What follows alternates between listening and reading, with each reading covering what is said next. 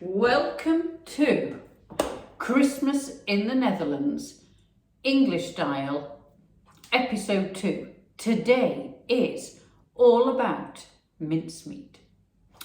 Not the beef mincemeat at all. I think this is genuinely an English tradition of Christmas mince meat, but as I say, not with beef. I will have to look up the origins. I really should have done, but I'll let you know in episode 3.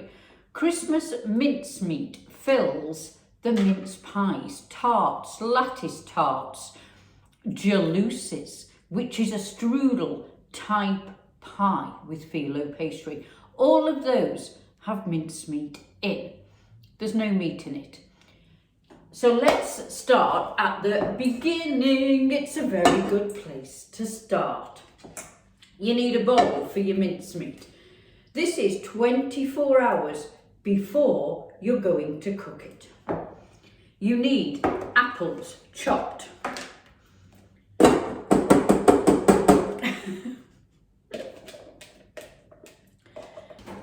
Let's get a big spoon. The next thing you put in, which again was tricky to get, I didn't get this here. This is suet. It actually is a thickener. You can use it in pastry and make suet pastry. A lot of suet was used during the war. As you know, I'm a bit of a wartime, retro vintage sort of girl, and I love the wartime cooking. This is actually vegetarian suet because the original suet was made with beef. I have been able to get this here. I'm sure you can, but I have been able to find it. Pop that in. You then add all your fruit. This is raisins, sultanas,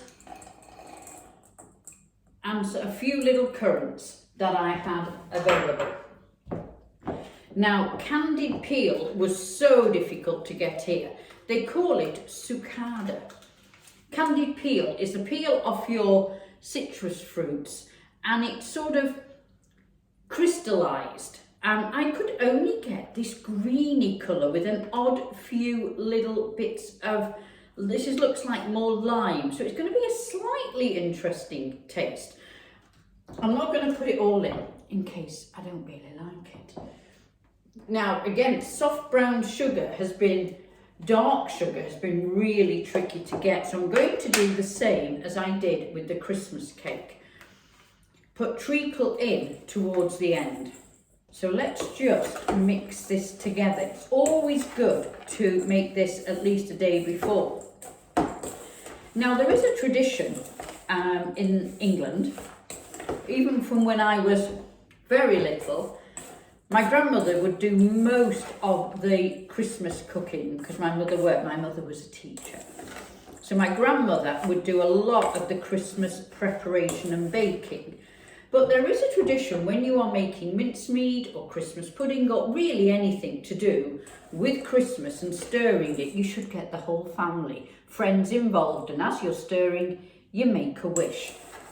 It usually is reserved for Christmas pudding, but you could do it with everything. What would my wish be for the new year? Let's keep it a secret. But I'm sure you can guess. Next, this is fun to do. I've got this brand new juicer, which I managed to get from a second-hand store here. Because I do a lot of juicing, I was doing it by hand. And it's always better with something electrical. And it makes a little bit of a noise, but here we go.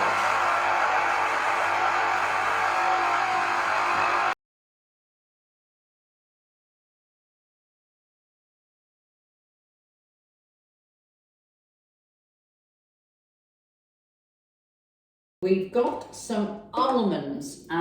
It says cut into slivers, but I'm not a great lover of that. So I have them chopped in my little chopper. Okay, so when we get on to the spices now, I've got a little bit of mace, which I love. I'm going to take the top off because it's going to be a little bit easier. all the measurements, I'll put the link to Delia Smith's Christmas cookbook, Mincemeat. Just copy it.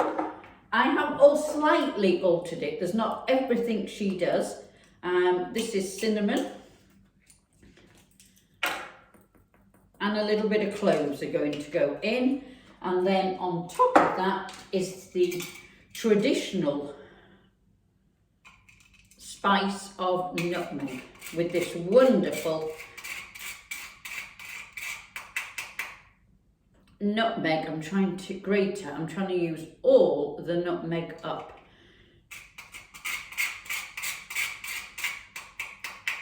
Woo!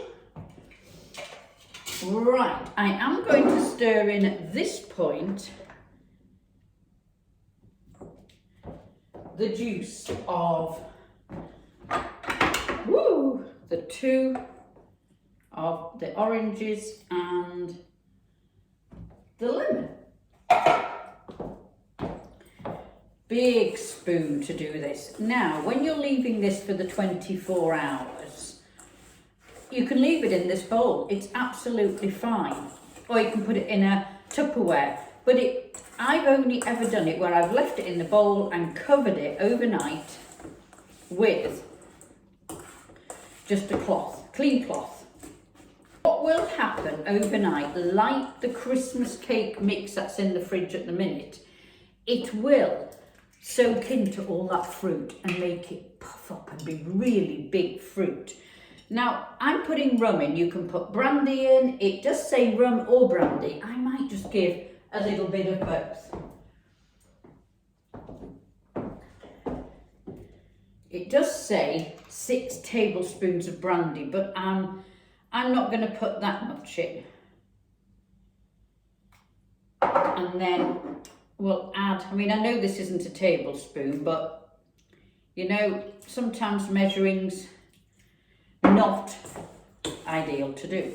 Now, it does look at this stage a little more liquid than you think, but my goodness, by tomorrow that will have soaked all this up. I wish you could smell this.